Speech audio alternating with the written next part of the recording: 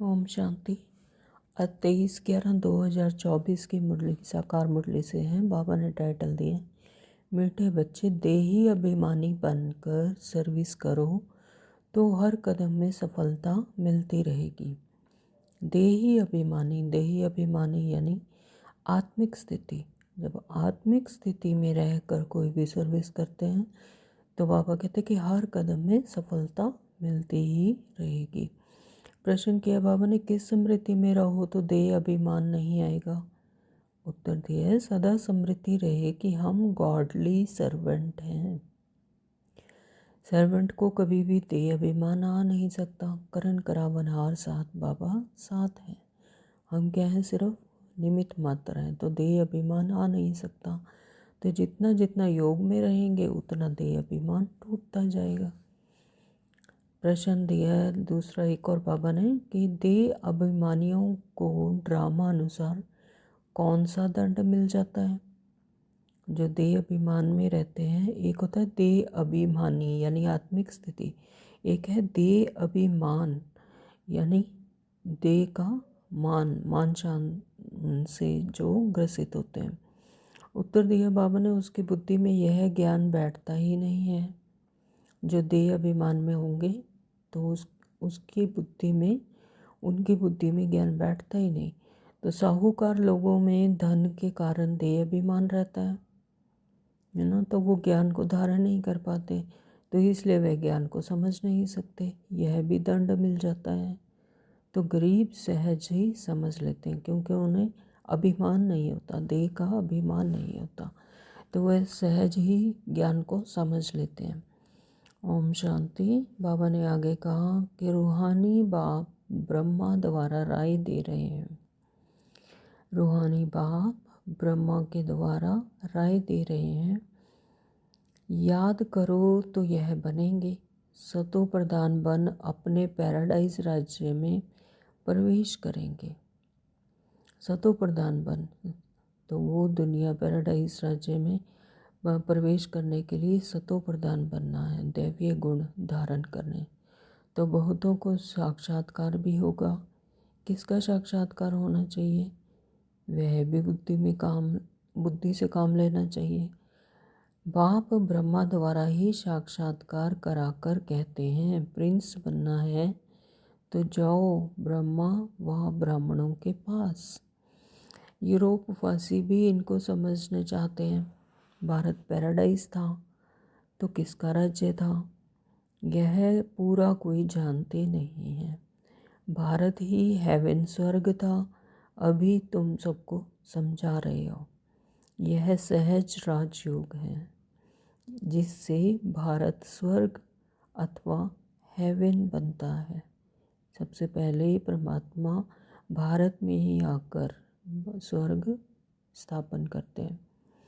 तो विलायत वालों को फिर भी बुद्धि कुछ अच्छी है। विलायत वालों की बाबा कहते हैं कि बुद्धि अच्छी है, वे झट समझेंगे। तो अब सर्विसेबल बच्चों को क्या करना चाहिए? उनको ही डायरेक्शन देने पड़ते हैं। तो बच्चों को प्राचीन राजयोग सिखाना है। तुम्हारे पास म्यूज़ियम प्रदर्शनी आदि बहुत आते हैं, तो ओपिनियन लिखते हैं कि ये बहुत अच्छा कार्य कर रहे हैं, परंतु खुद समझते नहीं हैं। कहते तो हैं कि अच्छा कार्य कर रहे हैं, बहुत अच्छा समझा रहे हैं, लेकिन समझते नहीं हैं, समझने की कोशिश नहीं करते। थोड़ा कुछ टच होता है तो आते हैं, फिर भी गरीब अपना अच्छा भाग्य बनाएंगे और समझने का पुरुषार्थ करेंगे, क्योंकि देह अभिमान नहीं है। तो साहूकार को तो पुरुषार्थ करना नहीं है, देह अभिमान बहुत है ना। साहूकारों को देह अभिमान की वजह से वो ज्ञान को समझ नहीं पाते, पुरुषार्थ नहीं कर पाते। आगे बाबा ने कहा है कि तुम समझाने की कोशिश करते हो, यह विकारी धंधा बंद करो, अपनी उन्नति करो। बाप आए ही हैं पवित्र देवता बनाने, तो आखिर वह दिन भी आएगा जो गवर्नमेंट हाउस में म्यूज़ियम होगा। ऐसे भी दिन आएगा कि गवर्नमेंट हाउस में म्यूज़ियम होगा और तुम बच्चे कहेंगे हम अपने खर्चे से हर एक गवर्नमेंट हाउस में यह म्यूज़ियम लगा सकते हैं। तो एक बड़े गवर्नमेंट हाउस में हो जाए तो फिर सब में हो जाए। आगे बाबा कहते हैं अगर देही अभिमानी होकर, अच्छे अच्छे बच्चे अपने को महावीर समझते हैं, उनको ही माया पकड़ती है। जो बच्चे समझते हैं कि हम महावीर हैं तो वो उन्हें ही माया पकड़ती है, माया भी उन पर ही अटैक करती है। बड़ी ऊंची मंजिल है, बड़ी खबरदारी रखनी चाहिए। यह मंजिल ऊंची है तो इसमें खबरदारी रखनी चाहिए, क्योंकि माया भी आकर पकड़ती है। बॉक्सिंग कम नहीं है, बड़े से बड़े बॉक्सिंग है।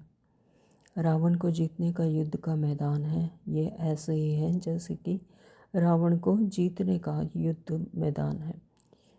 तो थोड़ा भी अगर देह अभिमान ना आए, मैं ऐसी सर्विस करता हूँ, यह करता हूँ, तो इसमें देह अभिमान नहीं आना चाहिए कि मैं ऐसे सेवा सर्विस करता हूँ या करता हूँ, मैं करता हूँ, मैं और मेरा नहीं आना चाहिए। कौन करा रहे हैं? बाबा करण करावनहार। हम तो गॉडली सर्वेंट हैं, हमको पैगाम देना ही है। इसमें गुप्त मेहनत बहुत है। तुम ज्ञान और योग बल से अपने को समझाते हो, इसमें गुप्त रहे विचार सागर मंथन करें तब नशा चढ़े, तब समझा पाएंगे, क्योंकि गुप्त है, ये ज्ञान ही गुप्त है। तो इसमें गुप्त रहकर विचार सागर मंथन करना है। बाबा आगे कहते हैं अगर देही अभिमानी होकर रहो तो तुम्हारी बैटरी भरती जाएगी। देही अभिमानी माना आत्मिक स्मृति।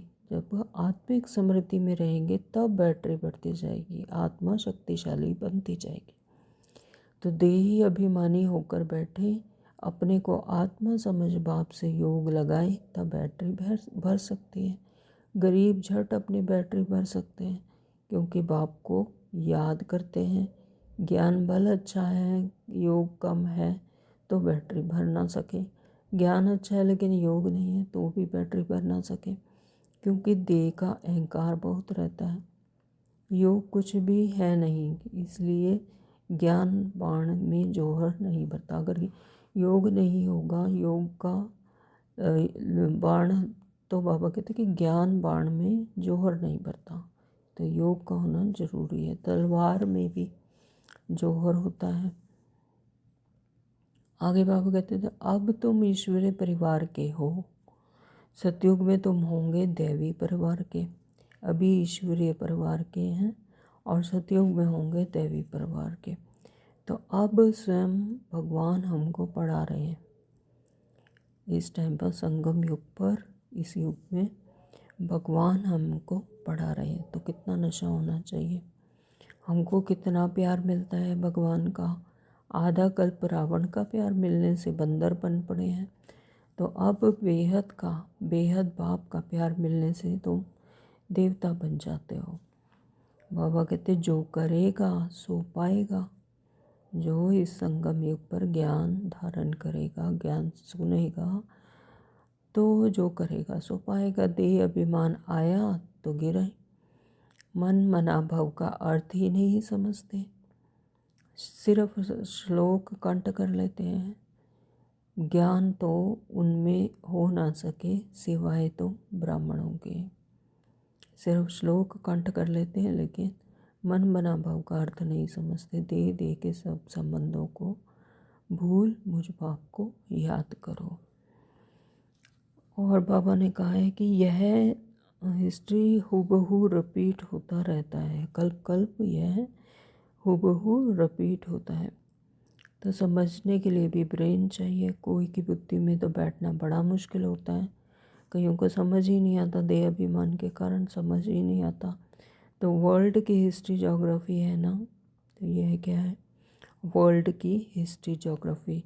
राम राज्य में इन देवी देवताओं का राज्य था और उन्हों की पूजा होती थी। बाप ने समझाया है तुम ही पूज्य और तुम ही पुजारी बनते हो। हम सो का अर्थ भी बच्चों को समझाया है। हम सो देवता, हम सो क्षत्रिय, बजौली है ना, तो इनको अच्छी तरह समझना है। बाबा ने धारणा के लिए मुख्य सार दिया। नंबर 1, सदा इसी खुशी व नशे में रहना है कि अभी हम ईश्वरीय परिवार के हैं। स्वयं भगवान हमें पढ़ा रहे हैं, तो उनका प्यार हमें मिल रहा है, जिस प्यार से हम देवता बनेंगे। नंबर 2, बाबा ने बताया इस बने बनाए ड्रामा को एक्यूरेट समझना है।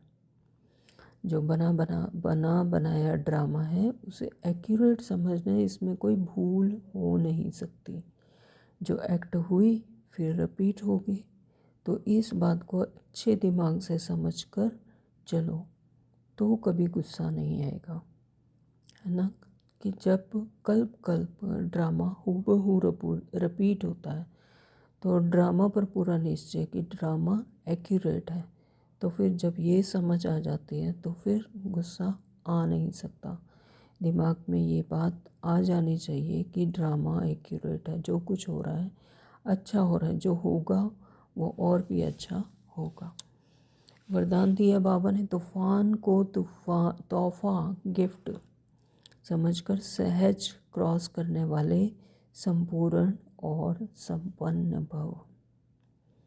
तूफान को गिफ्ट तोहफा समझकर सहज क्रॉस करने वाले संपूर्ण व संपन्न भव। जब सभी का लक्ष्य संपूर्ण और संपन्न बनने का है, तो छोटी छोटी बातों में घबराओ नहीं। जब लक्ष्य ही है संपूर्ण और संपन्न बनने का, तो छोटी छोटी बातों से क्या घबराना। मूर्ति बन रहे हो तो कुछ हिम्मत तो लगेंगे ही। वो कहा जाता है ना कि जैसे मूर्तिकार मूर्ति बनाता है तो हथौड़े तो चलते हैं, तो हथौड़े से जब वो चोट करता है तो जो पत्थर उसे सह लेता है तो वह मूर्ति बन जाता है और पूजी जाती है। और जो सहन नहीं करता है अर्थात टूट जाता है, तो वह पत्थर क्या होता है, फिर मंदिर के फर्श में यूज़ किया जाता है।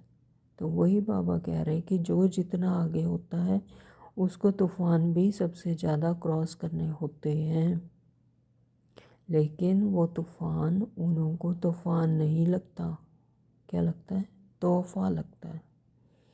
तो यह तूफान भी अनुभवी बनने की गिफ्ट बन जाते हैं। इसलिए विघ्नों को वेलकम करो और अनुभवी बनते आगे बढ़ते चलो। विघ्नों को वेलकम करो, तभी अनुभवी बनेंगे और अनुभवी बनकर आगे बढ़ते चलो। बाबा ने कहा, स्लोगन दिया बाबा ने, अलबेलेपन को समाप्त करना है, तो स्व चिंतन में रहते हुए स्व की चेकिंग करो। अलबेलेपन को समाप्त करना है। समय को जो अलबेलापन यानी समय को जो सफल नहीं करता, हो जाएगा, यह तो होता ही है, ये तो चलता ही है, कोई बात नहीं, यह है अलबेलापन जो इस तरह से कहा जाता है। तो इसके लिए सेल्फ चेकिंग ज़रूरी है। सेल्फ की चेकिंग करनी है कि कहीं अलबेलापन तो नहीं आ गया। तो अलबेलेपन को समाप्त करना है, तो स्वचिंतन में रहते हुए स्व की चेकिंग करो। ओम शांति। Thank you Baba.